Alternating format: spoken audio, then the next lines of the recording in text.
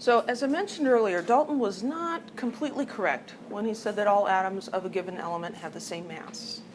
It's sometimes called the atomic weight because they can have different numbers of neutrons. What we do is we calculate the average mass, we call it the atomic mass, for each element. Because whatever we're doing, we're not just using 2 or 3 atoms, right? Because we saw in the video on Monday, IBM, it's really difficult to manipulate individual atoms. So whenever we're doing anything, any chemical reactions, we're using gazillions of atoms. And so there's no point in thinking about the individual masses. We just want to know the average mass of all the atoms that we're dealing with. So we calculate an average mass, we call it the atomic mass for each element. This is also on the periodic table. And so that's the number under the element symbol. It's not a nice whole number because it's an average. Okay? It's an average of 2, 3, 4 different isotopes of that element, and so it doesn't come out to a nice whole number. This is calculated based on the natural abundance of each isotope for that element. So let's look at chlorine. Naturally occurring chlorine has 75.77% chlorine-35 atoms. Each of those has a mass of 34.97 atomic mass units. Now notice that this mass for the specific isotope is very close to the mass number of the isotope. Very close, not exact, but very close.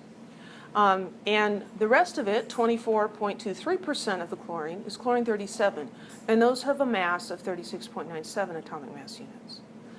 There are 2 isotopes, so the percentages have to add up to 100%. Okay? So we can calculate its average or its atomic mass.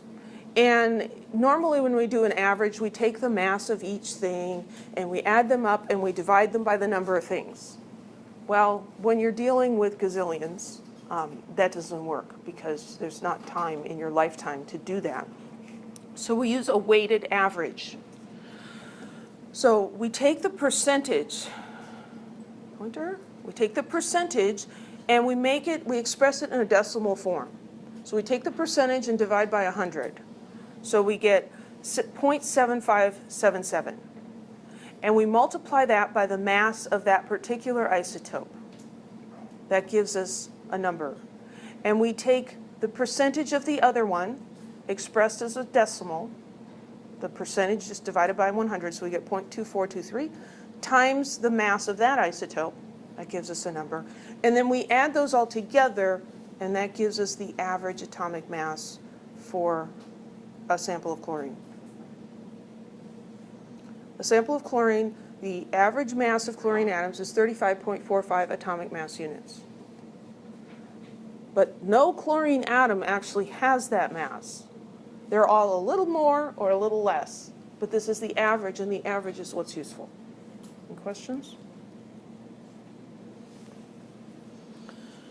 So if we want to express this in like an equation, the atomic mass is the sum, however many there are, how many isotopes, n. We take the fraction of the first isotope times the mass of that isotope. And then we do that for each isotope and add them together. So if you have a math brain, you'll like this slide. If you don't have a math brain, you'll go, that was not helpful at all. Let's do an example. So magnesium has 3 naturally occurring isotopes. They give us the masses, 23.99, 24.99, and 25.98 atomic mass units. And the natural abundances, 78.99, 10%, and 11.01% respectively. So respectively means that the first one in this list goes with the first one in the second list. Okay? And it asks us to calculate the atomic mass of magnesium. So we take the percentage and express it as a decimal. So 23.99% becomes 0.2399. And then, no, because that's the atomic mass of the isotope. Yeah, it's the percentage we need.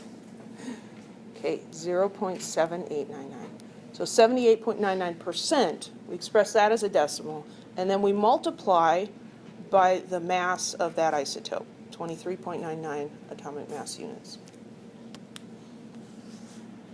And then we're going to add the percentage expressed as a decimal for the next one times its mass.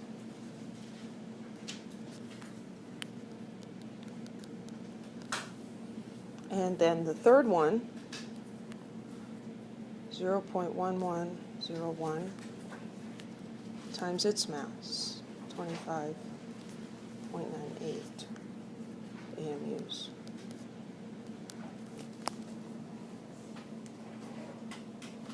When you have a percentage that's less than 10, like maybe it's 3%, be careful that you don't write that down as 0.3, because that would really be 30%. It would be 0.03.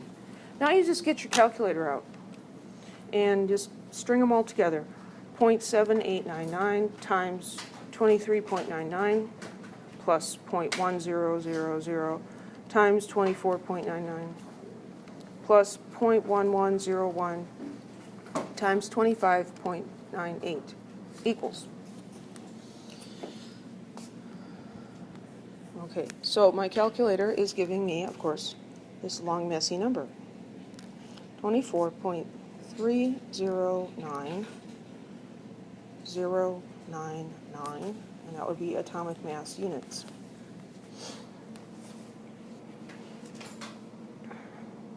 We always have to think about significant figures. Now, we could do the rules. We've got multiplication and addition in here. And I really don't think it's worth that much thinking.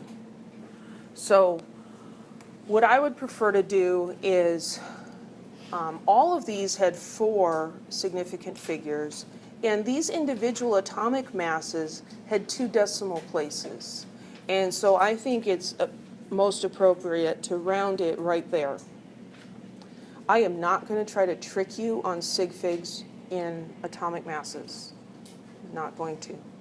But I don't want you to write all the digits, and I don't want you to just round it to 24. I want you to just at least take a reasonable stab at it. Okay? So you can go by number of decimal places in the masses given, or you could go by number of sig figs in the percentages. Either of those would be reasonable, and that's all I want is reasonable. So we'll round this to 24.31 atomic mass units. Magnesium is an actual element, and so we could check this against what's on the periodic table for magnesium, which this one says 24.3051. So if I rounded that to the second decimal place, it would be 24.31 atomic mass units, so it agrees with the periodic table. So if you're doing a homework problem with a real element, you can check your answer. You need to do the practicing of doing the actual calculation. Because on the exam, we'll probably give you a made-up element, element X or something, and it won't be on the periodic table, so you will actually have to do the calculation to come up with the answer. Any questions?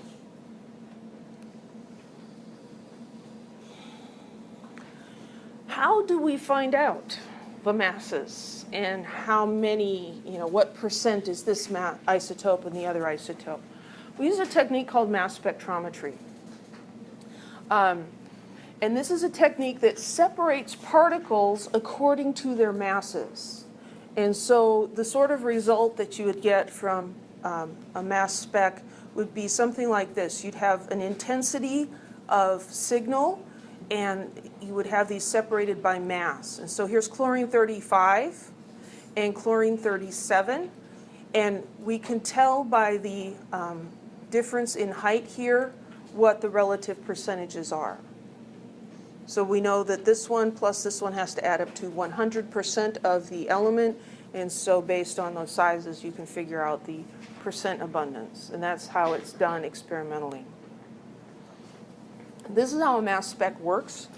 I'm not going to have this on a test question, but I think it's good to have heard about this at the very least. We actually have a GC mass spec in the instrument room next door that has a small mass spec in it and uses that as a detector. It's really neat. Let's see. So the sample comes in, and there's a heater that vaporizes it because we need to get it into the gas state. And even metals, you can get into the gas state. They don't necessarily like it, but you can make them do that. So you can vaporize anything. So we vaporize it with heat, and then it comes through here, and we have an electron beam that ionizes the particles. So we need to make them into ions because when they have charges, we can make them do stuff. Okay? When they're neutral, they're not really attracted to anything, and they just do whatever they want.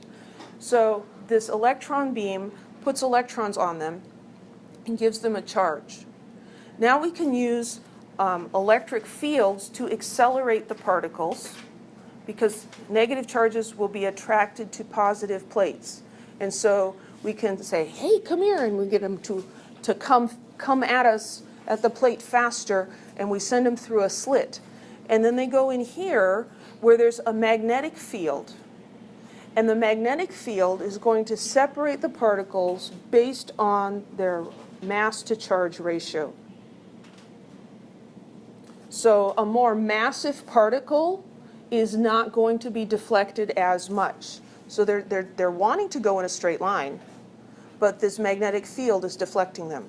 And so the heaviest particles will end up over here to the right, and the lightest particles will be the most affected, and they'll go over to the left.